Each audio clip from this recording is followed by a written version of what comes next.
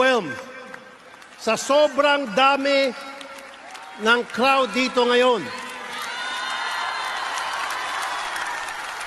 So much overwhelmed na naninindig po yung balahibo kung nakita ko yung dami na pumunta rito full force para i-celebrate po ang 50th Golden Church Anniversary ng Pentecostal Missionary Church of Christ. And I would like to congratulate everybody. You've gone a long way.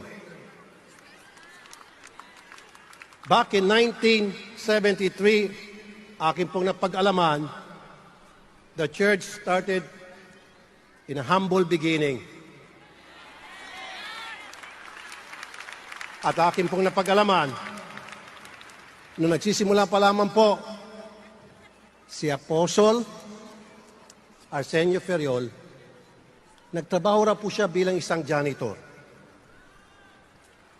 At ako po ay nakarelate dyan. Dahil tulad niya, nag-isang janitor po ako. And with God's hands, lumago hanggang ito na ngayon. Ganito na kalaki. Dahil it is God's